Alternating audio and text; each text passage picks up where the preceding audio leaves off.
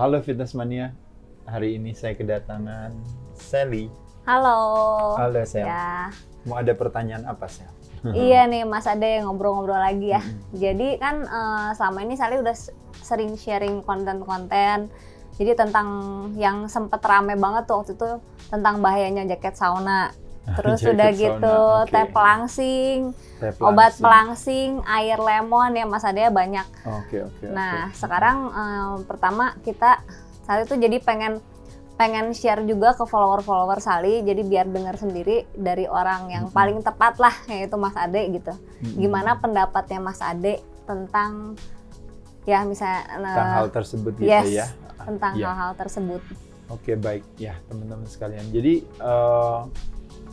sebenarnya adalah sah-sah saja kalau kita berbicara yang namanya yang namanya kreativitas gitu.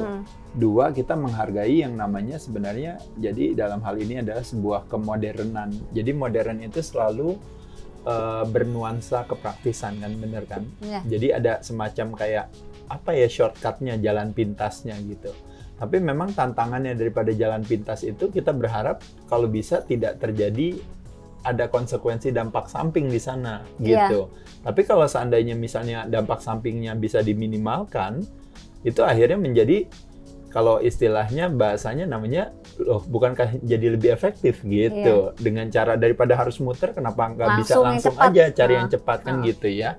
Nah cuma memang ya itu yang kita yang harus bisa menentukan sendiri. Contoh misalnya ada orang bilang, oh iya minum teh pelangsing gitu kan gitu.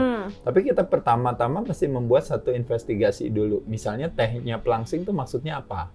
Misalnya oh dia tehnya teh hijau mengandung isi gizi, atau misalnya ada kandungan antioksidan atau ada kandungan lain yang ternyata dengan saya minum itu membuat saya di jendela saya tidak makan ceritanya gitu. Yang sebenarnya terjadi yang namanya, kalau bisa dikatakan kortisol kita meningkat di sana. Jadi terjadi yang namanya stres di situ karena kita tidak dikasih makan. Tapi kandungan isi gizi memberikan kesempatan kepada tubuh kita untuk menjadi lebih rileks sedikit di sana. Pada saat dimana kita berada di dalam jendela tidak makan di puasa tadi gitu.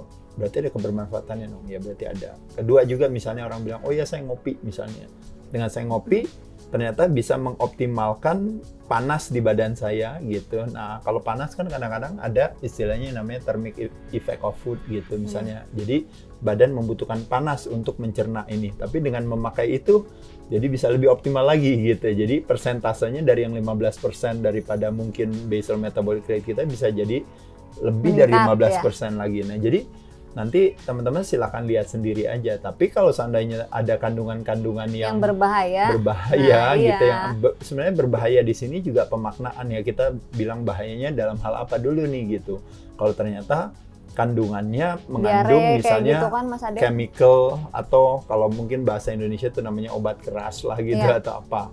Nah otomatis tentu nanti saya harus menanggung konsekuensinya. Nah, jadi bukan hal yang bijaksana, apalagi terjadi yang namanya ketergantungan di sana. Jadi kalau saya nggak pakai itu, saya nggak mendapatkan hasil. Tapi kalau saya pakai itu, saya dapatkan hasil. Nah, itu yang sebenarnya menjadi tantangan daripada kita menentukan sesuatu itu apakah sifatnya adiktif atau tidak. Kayak contoh misalnya paling gampang, misalnya kopi aja deh yang gampang.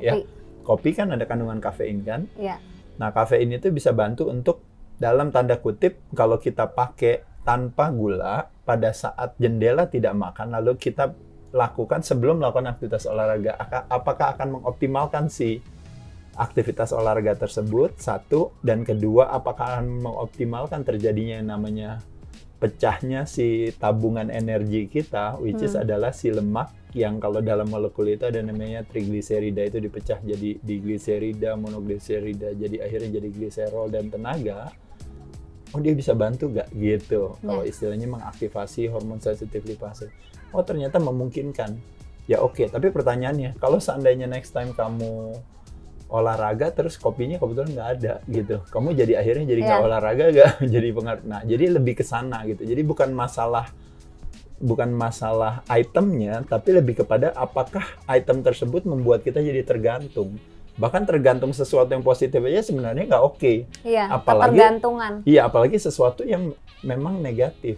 Nah, contoh misalnya kayak tadi, misalnya baju sauna gitu. Jaket sauna, jaket ya. sauna ya, jaket sauna. Nah, tujuannya sebenarnya buat apa gitu misalnya. Kalau tujuannya untuk mengoptimalkan panas di badan sehingga jadi bakar lemak lebih optimal, ya mungkin oke-oke aja, nggak ada masalah gitu.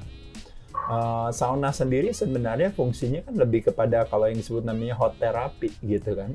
Nah, ketika terjadi hot therapy itu gitu, harapannya nanti setelah terapi itu berakhir terjadi yang namanya rebound parasimpatetik gitu, atau terjadinya rebound relax response di sana. Jadi ada kebermanfaatannya juga pada saat kita melakukan hal tersebut. Tapi kembali lagi teman-teman bilang, saya pakai aja jaket saunanya, saya nggak perlu ngapa-ngapain. Habis itu berharap bahwa dengan saya habis buka jaket itu saya jadi turun berat badannya. Mungkin yang turun cuma cairannya aja gitu. Nanti yang ada kalau cairannya turun, mungkin yang ada kan cuma lemes aja kan. Tapi pas nimbang berat badannya seolah-olah turun gitu kan karena terjadi penurunan cairan. Nah, tapi ketika terjadi penurunan cairan, nah pada saat itu bisa nggak nanti akhirnya berpengaruh kepada kekuatan misalnya. Nah, dan kekuatan nanti akhirnya berpengaruh kepada kesehatan. Nah, jadi itu juga yang mesti harus dipertimbangkan. Dampak-dampak buruknya juga ya Mas Ade harus dipertimbangkan. Betul. Tadi apalagi selain itu? Ada yang paling viral tuh kan jaket sauna. Nah, terus banyak yang nanya juga kopi lemon. Kopi lemon, kopi sama lemon gitu. Bakar lemak. Nah, itu gimana Mas Ade? Nah, itu sebenarnya lebih kepada kalau menurut saya kurang tahu ya maksudnya produknya itu seperti apa. Tapi secara umum sebenarnya mungkin lebih kepada kayak kita tuh senang mengasosiasikan yang namanya asem itu gitu. Ya, dengan kurus gitu ya Mas Ade. Dengan kurus gitu ya. Itu ada sesuatu yang unik gitu ya. Lemon gitu kan. Gitu. Asem itu dengan sesuatu yang kurus gitu. Sebenarnya mungkin kalau menurut saya halo, mau ikutan ya. Ya, jadi menurut saya ya teman-teman mesti paham konsep daripada bahwa untuk bisa mendapatkan sehat, untuk bisa mendapatkan cantik, untuk bisa mendapatkan kuat, untuk bisa mendapatkan performa atau keatletisan atau berotot dan sebagainya itu sebenarnya membutuhkan satu perjalanan untuk supaya kita bisa sampai ke sana. Ada prosesnya. Ada prosesnya. Nah, tapi kadang-kadang ketimbang daripada kita sibuk mencari ke dalam, ketimbang daripada kita mau konsekuen untuk bilang, oh iya saya mesti merubah apa yang saya lakukan, yang selama ini yang tidak akan mendekatkan saya kepada apa yang saya mau, tapi yang ada kita bilang apa yang bisa saya beli di luar sana atau apa yang bisa saya pakai untuk membuat saya mendapatkan tujuan saya gitu. Nah, itu juga teman-teman sekalian yang menjadi tema saya hari ini. Mau nggak Sally duduk di sini ya sambil dengerin tema saya ya? Setuju ya? Kita dengerin bareng-bareng. Baik, teman-teman sekalian. Ya, kamu keluar dulu ya. Keluar dulu ya. Bentar ya. Main di luar dulu. Main di luar dulu. Ya, sebentar ya. Main di luar dulu ya. Dah. Tunggu ya, teman-teman. Diikat dulu biar nggak masuk kucingnya. Oke. Nah, ini sebenarnya judulnya ya, Sal ya. Sebenarnya kayak kalau hampir kebanyakan mungkin masyarakat di Indonesia selalu merasa seperti itu gitu. Jadi kalau mau sehat itu ya berarti harus rajin makan obat. Tapi ini sebenarnya hanya clickbait ya teman-teman sekalian ya. Judul ini tuh hanya clickbait. Sebenarnya maksudnya saya tuh hanya ingin mau menyampaikan kepada teman-teman sekalian adalah bahwa warisan pola hidup sehat itu harusnya kan sebenarnya kemandirian. Tapi kenapa jadi kita semua jadi ketergantungan gitu. Nah, jadi sekali lagi teman-teman sekalian, ada kecenderungan, jadi tendensi kita untuk kita bilang bahwa kalau saya mau sehat, saya harus mencari keluar. Kalau istilahnya cari keluar itu go without gitu. Padahal harusnya go within gitu. Jadi jika go without, maksudnya apa? Maksudnya selalu kita di kepala saya kita bilang, saya mesti pakai apa? Saya mesti beli apa? Apa yang bisa membantu saya untuk membuat saya menjadi lebih sehat? Sebenarnya nggak salah. Pertanyaan itu sama sekali nggak salah. Tapi pertanyaan itu membutuhkan satu kejujuran bagi kita untuk kita bilang bahwa apa dengan cara ini saya ingin menjustifikasi, membenarkan kemalasan saya atau gimana nih gitu ya. Nah, jadi saya sebut dengan yang namanya mentalitas harta karun. Maksudnya mentalitas harta karun itu apa tuh, Sal? Jadi Sally, ya udah nggak penting belajar, nggak penting kerja, nggak penting usaha, tapi Sally berharap satu saat nanti akan ada harta karun, apakah misalnya di Kalimantan, ataukah di belakang Yang kebun bikin- saya, yang nanti ternyata di dalamnya itu ada kandungan, apakah itu tempat penyediaan, tiba-tiba ada emas yang tertimbun di sana, atau Ngarep. mungkin batu bara yang ada di sana, atau mungkin ada sumber daya alam yang nanti Sally bisa jual, sehingga Sally nggak perlu kerja lagi, karena Sally berharap akan terjadi yang namanya harta karun yang sedang menunggu gitu, yang akan menjawab semua permasalahan hidup Sally. Paham nggak maksudnya kayak gitu? Iya. Nah itu ternyata kita terapkan itu di dalam kesehatan gitu. Jadi kita bilang satu saat nanti ada ya obat yang bisa saya pakai atau yang saya suntikan Beli aja. Gitu. atau yang saya beli, tapi saya nggak perlu olahraga, tapi saya langsing terus. Nah itu kan orang Saya bisa paling- makan enak, tapi saya langsing terus. Iya. Terus saya bisa nyantai-nyantai latihannya, tapi Badan bisa berotot bagus. gitu. Nah maksudnya tuh di situ gitu ya. Nah jadi teman-teman sekalian, yang menjadi tantangan daripada mentalitas ini adalah mentalitas ini mewarisi apa sih? Satu, ketergantungan. Berarti biasanya kita akan hook dengan, Iya. jadi terjadi attachment dengan Nugget, barang ya. tersebut. Jadi nasib perasaan kita tergantung daripada dia, ketersediaan barang itu. Kedua, biasanya pasti ada konsekuensinya harus bayar. bayar, berarti mahal. Dan ketiga, biasanya Pasti ada cenderungnya dampak. karena badan kita memiliki sebuah kecerdasan sendiri untuk bereaksi terhadap apa yang masuk ke badan kita secara tidak alami, maka akan terjadi dampak sampingnya. Nah ini yang saya sebut dengan yang namanya kebalikan daripada warisan pola hidup sehat, yang harusnya mandiri malah jadi tergantung, yang harusnya murah malah jadi mahal, yang harusnya tadi mudah akhirnya jadi susah gara-gara kita harus hidup dengan dampak sampingnya. Nah jadi sekali lagi teman-teman sekalian, sehat, cantik, langsing, atletis, kuat gitu ya, punya performa yang baik, apakah termasuk juga performa seksual sekalipun, juga berotot gitu ya dan sebagainya, itu semua teman-teman kita lihat di sini. Ada satu nuansa kita selalu berkata seperti ini, apa saya mesti beli apa untuk bisa saya mendapatkan ini? Padahal ini ada pertanyaan yang salah sebenarnya. Terlepas daripada kita menghargai yang namanya sebuah teknologi. Ketika untuk bisa mendapatkan ini kadang-kadang kita bisa melakukan berbagai siasat. Melalui oral, melalui obat apa yang kita masukkan ke dalam mulut kita, melalui injection mungkin, melalui operasi, melalui reposisi, melalui radiasi, dan sebagainya. Bisa-bisa aja ini semua gitu. Tapi kembali lagi badan akan membuat yang namanya apa? Respon atau adaptasi secara fisiologis untuk mau, kalau seandainya saya dikasih ini semua, badan akan membuat keseimbangan baru. Nah, keseimbangan baru itulah yang nanti akan berwujud kepada yang namanya side effect, yang nanti akhirnya nanti dikasih lagi obatnya lagi, yang lainnya lagi. Jadi terjadi cycle yang terus-menerus di sana, dan akhirnya there is no turning back.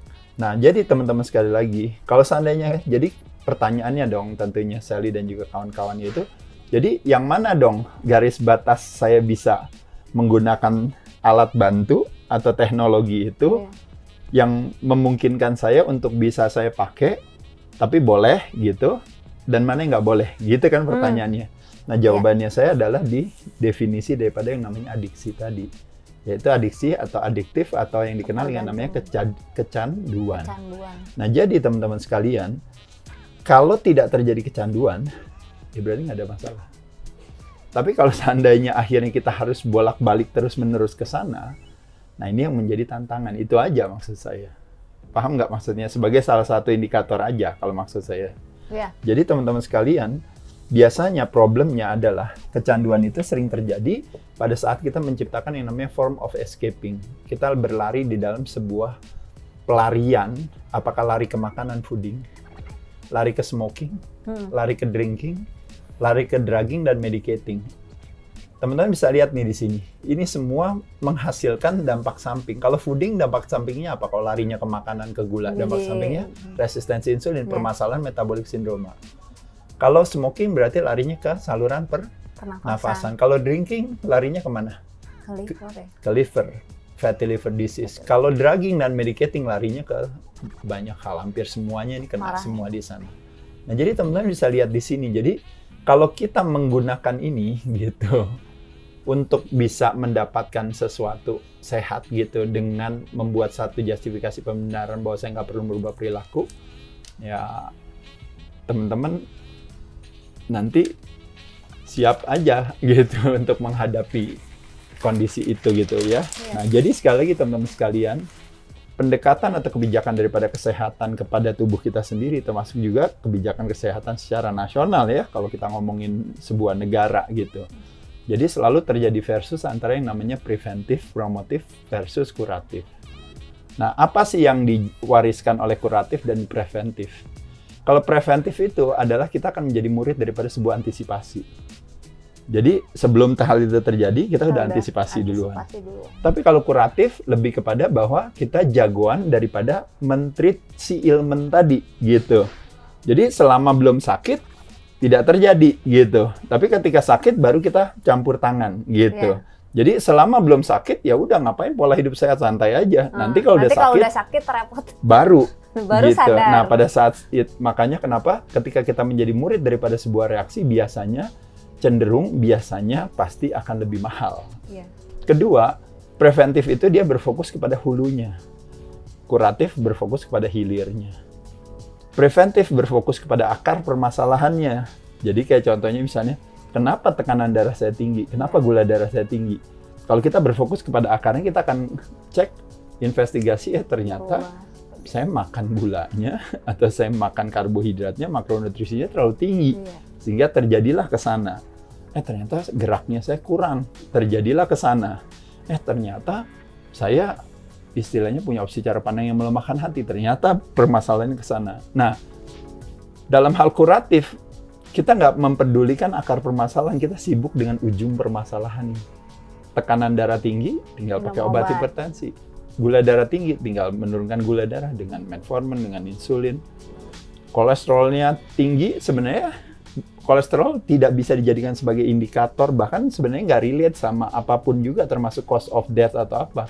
Tapi karena ada sebuah konsensus yang mengatakan bahwa kolesterol itu nggak boleh tinggi nilainya gitu, jadi seolah-olah akhirnya memberikan istilahnya solusi jalan keluar dengan cara itu tadi gitu, yaitu adalah dengan membuat obat tertentu yang memberikan solusi kepada situasi itu gitu. Tapi yang jadi tantangan adalah orang salah paham ketika kolesterol sebenarnya justru hadir demi kebaikan kita. Liver memproduksi kolesterol untuk mengatasi yang namanya antiinflamasi, peradangan yang disebabkan karena perilaku kita. Gara-gara ngerokok, gara-gara alkohol, gara-gara pola perilaku yang buruk, gara-gara stres. Kan mestinya akar permasalahannya itu yang diberesin. Tapi yang ada malah kita dikasih obat di ujungnya. Dan obat itu otomatis, what is the end game of kita medikasi kalau teman-teman tahu? The end game-nya adalah dosisnya akan terus meningkat. Tapi ketika dosis meningkat, apa yang terjadi? Badan semakin melemah. Dan ketika kalau sudah badannya akhirnya melemah, dosisnya udah tambah banyak, terakhirnya harus apa? Harus intervensi yang lebih tinggi lagi. Apakah operasi, apakah apapun juga. Dan kalau tidak berhasil, nanti kita akan bilang apa? Kita akan bilang kita sudah berusaha, tapi nanti yang di atas yang sudah menentukan, gitu ya. Padahal kita bisa menentukan sendiri dengan berfokus kepada hulunya, berfokus kepada akarnya. Nah, ini juga sebenarnya saya mau menjelaskan nih, Sel. Jadi kalau kuratif itu dia terdata, kalau preventif itu nggak terdata. Maksudnya apa? Maksudnya kalau orang udah sakit lalu disembuhkan, itu datanya kan ada. Tapi kalau dia nggak jadi sakit gara-gara pola perilakunya lebih sehat, nggak ada datanya. Jadi seolah-olah dengan adanya data ini, jadi seolah-olah pendekatan kuratif ini jadi lebih berbobot seolah-olah. Bahkan reward dan jasa pun juga seperti itu. Kalau orang sakit ditolong, maka orang yang menolong kita akan mendapatkan reward dan jasa itu. Bener nggak? Dapat bonusnya, mungkin dapat reputasinya, atau dapat apresiasinya, betul ya? Tapi ketika kita menolong orang sebelum sakit dengan cara menawarkan pola hidup yang lebih sehat, dan akhirnya nggak kesampaian sakit, nggak diingat juga, nggak ada. Jadi yang berjasa dan ini adalah yang terdata yang itu menolong. Gitu. Tapi ketika kita menolong orang lain dengan cara seperti ini nggak ada jasanya gitu. Paham nggak maksudnya? Jadi hal inilah sebenarnya yang jadi tantangan bagi kita semua. Ini hanya sekedar cuma buat kita berdiskusi ya teman-teman ya, sharing-sharing. Nah, tapi ada satu keunikan juga nih Sel. Ketika kita berbicara preventif itu ada yang the real prevention, tapi ada yang the fake prevention sebenarnya. Fake prevention atau yang semu itu sebenarnya adalah lebih kepada kadang-kadang yang sering kita lakukan. Jadi itu yang disebut dengan namanya fault finding atau berfokus on what's wrong in our body. Jadi ceritanya kita menjadi murid daripada sebuah antisipasi. Lo cek dulu loh, jangan-jangan lo sakit ini, coba dicek dulu. Iya, cek dulu atau semua. Jadi kita diajak untuk ikut cek dulu dari awal, seolah-olah kita melakukan yang namanya prevention, tapi harapannya dengan dari awal supaya apa? Supaya nanti akan terjadi yang namanya sesuatu yang salah itu akan ditemukan, tapi nah problemnya, jadi ininya udah bagus sebenarnya, nggak ada masalah, ininya udah bagus. Tapi yang jadi permasalahannya adalah solusinya adalah makan obat dari awal. Paham nggak jawabannya? Jadi jawabannya berarti kita harus makan obat, kita harus operasi. Jadi kalau bahasa sederhananya tuh orang bilang ibarat untuk mengatasi supaya tidak terjadinya kanker payudara, maka dari awal sudah diketahui bahwa kamu akan terjadi kanker, makanya kita akan lakukan yang namanya pengangkatan payudara dari awal gitu. Nah, jadi itu yang sering dilakukan sebenarnya banyak orang. Nah, tapi sesungguhnya yang mesti kita lakukan sebenarnya the real prevention adalah apa? Ketika kita bilang bahwa kita akan terjadi cancer tersebut, bukannya payudaranya yang diangkat, tapi yang kita lakukan adalah apa? Rokoknya yang diberhentiin. Pola perilaku makan kita, gaya hidupnya selama ini alkoholnya yang di-stopin. Olahraganya yang ditingkatkan. Opsi cara pandangnya yang dikuatkan, dan sebagainya. Ini yang disebut the real flattening the curve yang sesungguhnya. Yaitu adalah rumah sakit nggak akan kebablasan, sehingga pasiennya terlalu banyak dan rumah sakitnya akhirnya nggak bisa men-take care. Gara-gara apa? Gara-gara yang sakit itu kebanyakan. Tapi dengan melakukan yang namanya the real prevention yang sesungguhnya, akhirnya potensi untuk terjadinya kesakitan, permasalahan sakit yang akhirnya menyusahkan banyak orang, apalagi kalau kita di Indonesia punya namanya program jaminan kesehatan nasional ya, hanya akan terselenggara kalau yang sehat lebih banyak dari yang sakit, yang muda lebih banyak dari yang tua, yang kuat lebih banyak dari yang lemah, yang sehat lebih banyak daripada yang mampu lebih banyak daripada yang tidak mampu. Nah, jadi makanya kenapa pendekatan preventif dan promotif adalah pendekatan yang paling mudah dan murah sebenarnya. Tapi yang mahalnya adalah apa, teman-teman sekalian? Yuk kita lihat. Yang mahalnya adalah ketika kita berfokus ke dalam, yang mahal itu adalah niatnya, itikadnya, aksinya, konsistensinya, dedikasinya. Jadi ulah perilaku ini yang kadang-kadang yang kita nggak mau lakukan. Dan ini semua akhirnya tertutup karena secara finansial ceritanya kita makin sukses, lalu kita bilang, saya bisa beli. Makanya kenapa ada kecenderungan yang saya sering katakan. Di satu sisi, kadang-kadang justru pembodohan semakin terjadi ketika seiring dengan kita bilang, saya punya kemampuan untuk membeli atau membayar si alat bantu tadi. Paham nggak teman-teman sekalian maksudnya di situ ya? Jadi hati-hati dengan terjadinya curse atau kutukan. Termasuk cewek misalnya. Ketika dia nggak punya uang, dia mau cantik, dia apa boleh buat harus merubah pola perilakunya kan? Tapi kalau seandainya dia punya uang, dia tetap makan sembarangan, dia tetap ngerokok, dia tetap alkohol, dia tinggal datang ke dokter atau datang ke klinik atau kemana untuk membeli, untuk dia bilang bahwa saya bisa merubah mukanya kan, untuk supaya bisa lebih cantik. Nah, hal itu yang sebenarnya, padahal fungsi daripada keberadaan klinik dokter itu kan baik adanya. Contoh misalnya kalau kita sumbing, kan berarti kan harus operasi plastik kan, betul nggak? Benar kan? Kalau seandainya kita kecelakaan, luka bakar, kan berarti kan harus melakukan hal tersebut. Tapi ini udah cantik, tapi mukanya masih disuntik-suntik juga gitu, kan lucu kan gitu ya. Jadi di sini ada satu keunikan di sana. Nah sekali lagi teman-teman, kebaikan daripada merubah olah perilaku kita, yang kita dapat bukan instead of side effect, yang kita dapatkan adalah side benefit. Side benefit mewariskan apa? Kemandirian, mudah, murah, dan itu akhirnya menjadi apa? Menjadi part of our life sebagai life way dan lifestyle kita seumur hidup. Kurang lebih itu.